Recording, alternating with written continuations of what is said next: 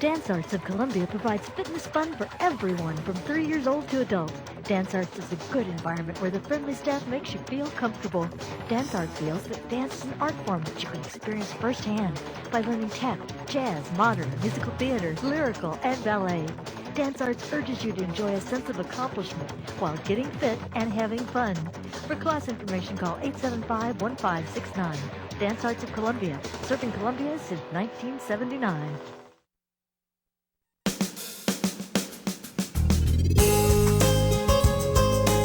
And welcome to Radio Friends. This is Friday, August the 26th, and our guest today is Dr. David Newman, Roseheart Hypnotherapy Success Center. You got it. Thank you. Welcome back to Radio Friends, Dr.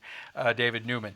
You brought along two guests today. Before we introduce them, though, I want you to talk a little bit about what hypnosis does to us. Sure. What hypnosis does is it allows me to talk directly to the subconscious mind, to remove knowns or things, habits, if you will, anything that the subconscious understands and equates as pleasure. And then explain what the subconscious mind is. Okay. The mind we know as the conscious mind. Okay, that's the thing that you hear. It's in the frontal lobes area, and that's the thing that we hear, like when you read and you hear words in your head. Okay. The subconscious is 88% of your mind, and you don't hear it. But it is like having a master computer. It records everything throughout your entire life, and it never forgets it. Now, some things it accepts as what becomes a known. You're saying that the subconscious mind never forgets anything it hears or sees in our entire life? It never forgets anything that it hears, sees, touches, tastes, or reads.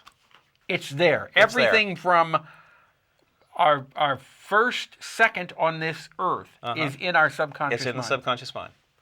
Everything. And so what I do as a hypnotherapist is people will come to me and they'll go, I'm doing things. I have behaviors that I don't like. And then I put them into a state of hypnosis, and at that point I'm talking directly to the subconscious mind. I remove that behavior and I replace it with a behavior that we do want. And when I do, it's that fast. What if the subconscious mind doesn't want to remove it?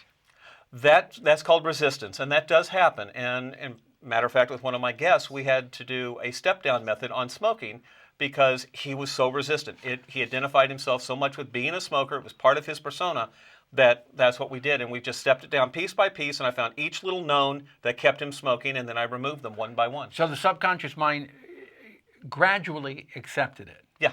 All right. Now we have Jean and Dan Carpenter with us. Good to have you here, thank you. Jean. Now, Dan was the one that was the problem with his subconscious mind, right? Yeah. Your subconscious mind did not want to give up smoking. Apparently, yes. I was having some challenges, that is for sure. But Jean, her subconscious mind accepted it right away? Yeah, it did. So what happened, Jean?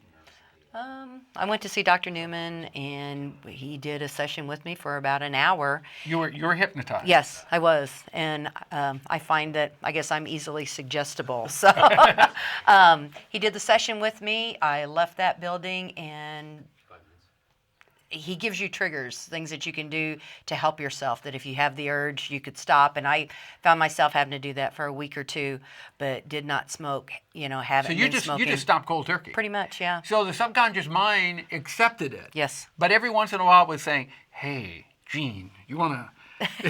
That is correct. You want to have a little cigarette here, and you... Yes, I just called him this spring because we spent some time with friends at the river, and I was getting ready to go down there, and it was going through my mind, river, cigarette, and then it's like, no, I don't smoke anymore. So, yeah. And it was that fast, and it was okay, over. So your subconscious Yes. mind accepted it right away, but Yes. Dan was the stubborn one. What happened here? Well, the first session, I think I went a week without smoking, and then I started smoking again, and went to Dr. Newman 6 or 7 times, and did through the sessions, and we did a step down as far as I was a 50 cigarette a day smoker. 50 I smoked 2.5 packs of Marlboro Lights every day for years. 50 cigarettes a day? For years. For years? Years. So that mind, that subconscious mind, was totally addicted. I would get in my car and smoke. I would hurry up and smoke before I got to a customer. I would smoke with the customer. I would smoke after I left from a customer. I would smoke when I woke up, smoke when I went to bed. So how long has it been since you've smoking? 2 years, February, so almost 2.5 years I haven't had a cigarette. So does the subconscious mind ever come back and say, hey, And Dan, my let's conscious go. mind says no way. The conscious mind says no way. I'm The not- subconscious mind. I am never going back there. Okay. Are you finding that most people, it will work with most people? It works with everybody. Everybody. I've shifted my practice a little bit to where now 90% of the time I use the step-down method because it never, ever, ever fails.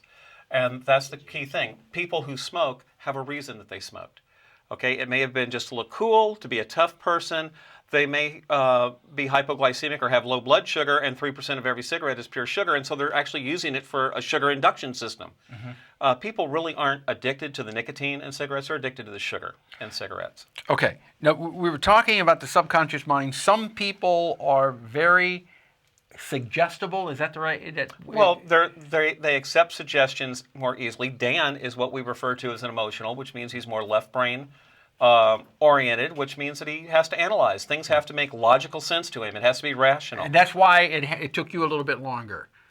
That would be one of the reasons. Yeah. How much money are you saving by not smoking cigarettes? $4,000 a year. Okay. Hey, thank you, Gene. Well, thank and you Dan. very much for Continued having us. success. And spend that $4,000 with good health. We do. We do.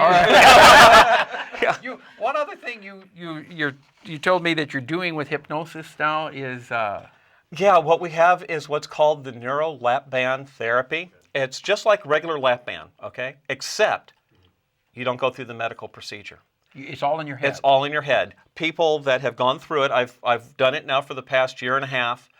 We've gone through 2 clinical trials. I've got a higher success rate than the people that go through the medical procedure. But here's what the clients say. I remember clearly being placed on the gurney and being rolled down the hall. Even though they've never Even though they weren't. I remember going into the operating room. I remember hearing the heart monitor. I remember hearing the oxygen. I remember smelling the anesthesia. I remember hearing the doctors and nurses talk. I remember hearing the medical instruments drop into the sterilization pans.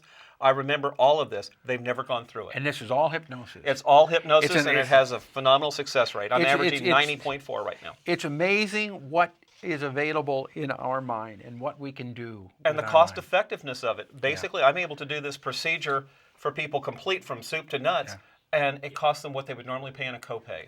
Hey, Dr. David Newman, thank you so Thank much for you coming so by. much. People want more information. What's the phone number? 888-604-9997. Okay, remember there's great power in our mind. Yep, absolutely. Thank All you. right, it's our pleasure. Monday, I tell you, we've got a lady on here Monday, Kate Walker. She's 62 years old. She is a power walker with osteoporosis. Now, there you talk Yeah, there about you go. using your mind. All right, we're out of time. Our show directed by Travis McMillan of the Reynolds Journalism Institute. Audio is Pat Akers from KBIA. Andrew Orozco. Andy Orozco is leaving us today. He's our floor director. He's moving back to Dallas, Texas. Good luck to you, Andy. Okay, we appreciate everything you've done.